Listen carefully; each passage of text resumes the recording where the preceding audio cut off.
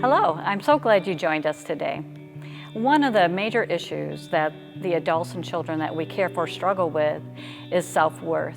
And what we find is that has led to a lot of depression. Some of my favorite stories to share with them are those of King David. He often struggled with self-worth. We'll talk more about these in a moment.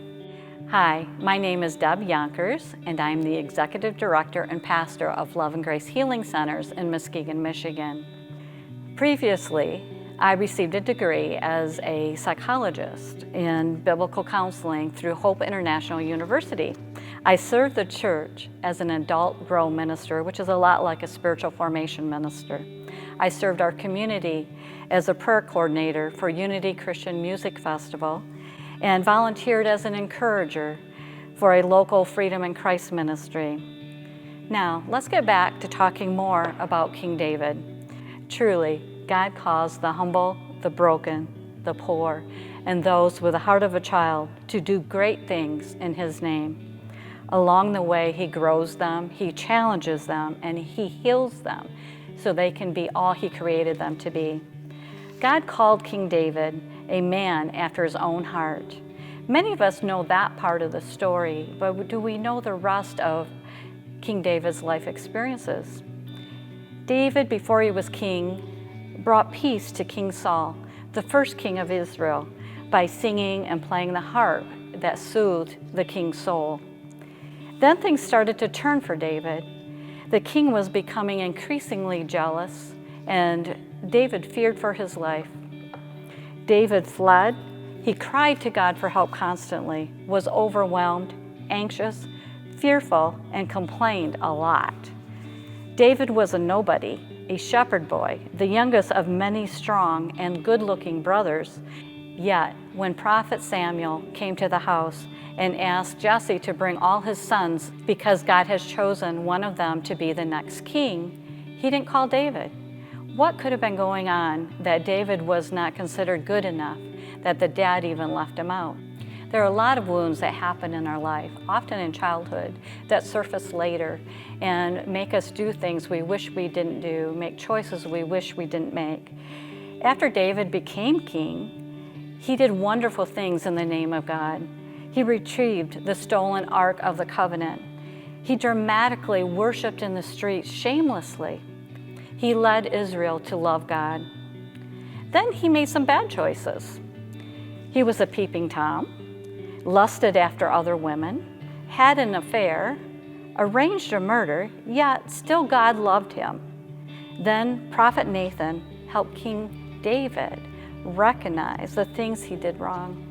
He didn't understand or even come to mind the consequences of his action. They were all David's choices. And when Nathan pointed out that David had sinned against God, David wept. He repented. He turned and stopped doing what he was doing and asked God for forgiveness. Made a huge difference in his life. Many, many people that we meet with have walked away from the church.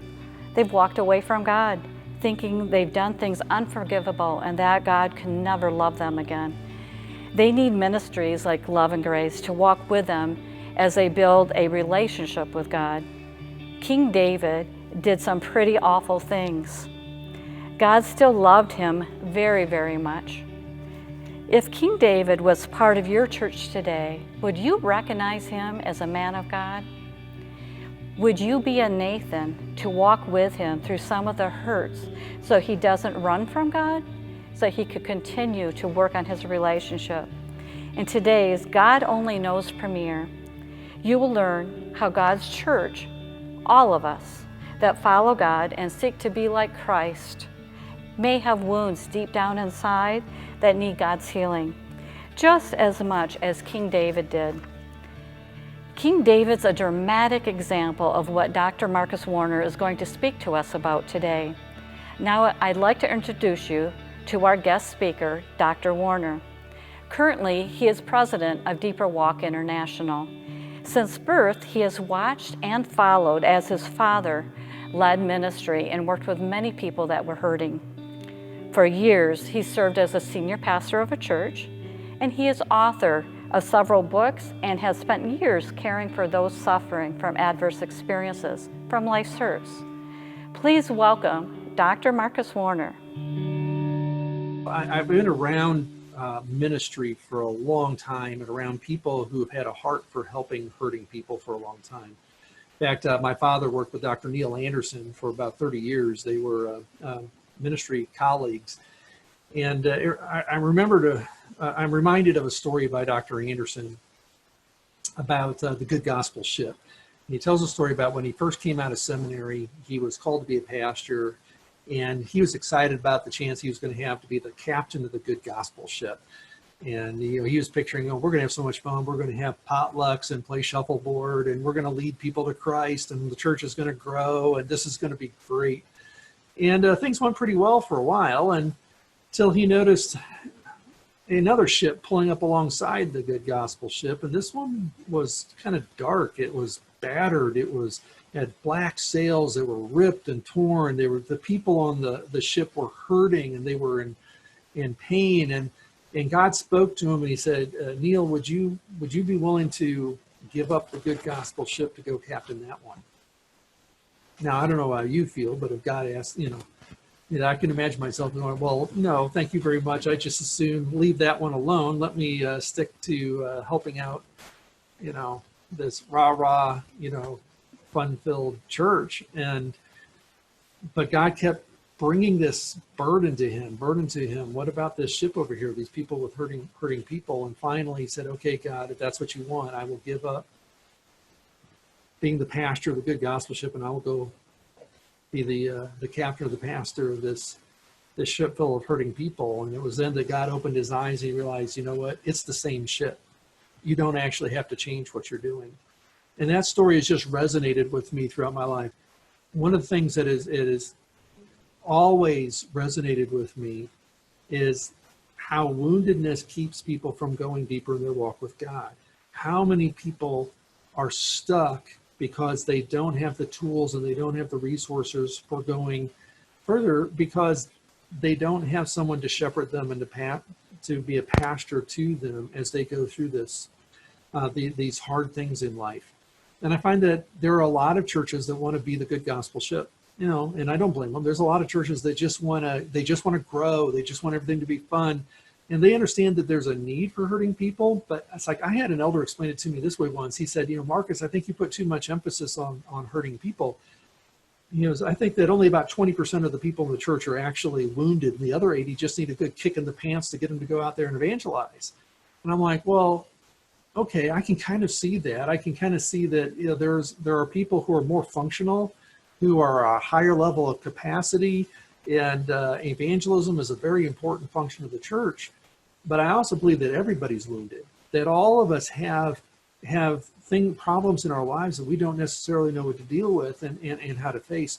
And that's why ministries like Love and Grace are so important, because a lot of churches don't have the resources and they don't have the people to walk alongside all of the deeply wounded who are among them, let alone the people who may be high capacity, high functioning people, but they don't have a lot of,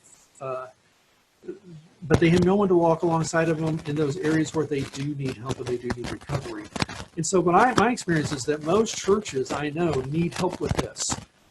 They need more than what they have to offer. And so it's important that we have nonprofits like Love and Grace that can provide the kind of appointments that they provide and make it available to people. Because, when I was a pastor, I would routinely set up 2-hour appointments to meet with people. And I was spending 8 to 10 hours of my week as a senior pastor just meeting with hurting people. A lot of them weren't even from my church. What would happen is word would get out at other churches that, hey, the pastor over here, deals with stuff like this. Why don't you go see him?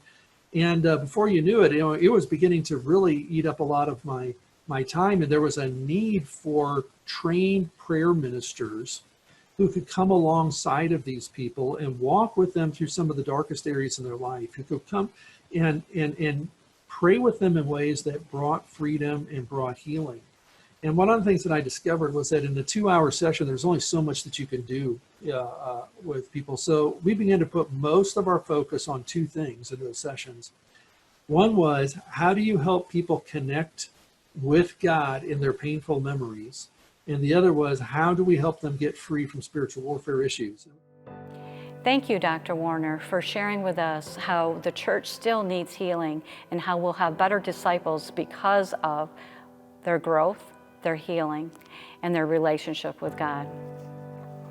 Dr. Warner talked about how trained ministers, which we call encouragers at our ministry, how they help adults and children to connect with God in their painful memories and get free from spiritual warfare issues.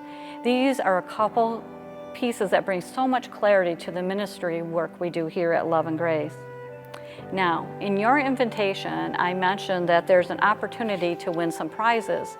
We really do value your feedback. Would you mind giving us some feedback or what you were surprised about today's message from Dr. Marcus Warner, or even something about King David? If you give us a call at 231-260-0193 and leave a message, you'll have an opportunity to win one of the great prizes.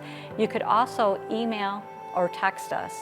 Our text number is 231-260-0193. Now, to wrap up today, I would like to introduce to you one of our church sponsors from Jericho Road Church in Muskegon, Pastor Jim Zatko. Hi, my name is Pastor Jim Zatko, and I'm a minister here at Jericho Road Church. I just want to thank you for the time for joining us today. And as you watched the video and you heard the scriptures, I just have a question. Did anybody come to your mind? Like somebody in your life who you care about very deeply that could use the care of Love and Grace Healing Center? And if you're like me, I'm sure somebody did come to your mind and that you could refer to this ministry to receive care. Now, I'm not sure if it was clear yet, but everybody who comes to this ministry receives care at no charge. So we know that you love these people. You obviously, God brought them to your mind, but there's a way that you could come alongside of them and actually support them and help them receive care. And that's by donating to this ministry. They rely so much on sponsors. It's the main way that they receive the help to help others. And so what you give goes a long way. So I just want to encourage you, give what you can spare, give till it hurts, give what you think you can give up, maybe give up a cup of coffee or something a month or a week, and support this ministry because it goes a long way for helping people who really need it the most. And Muskegon needs as much help as we can get. So I want to thank you again for joining us and for your generosity.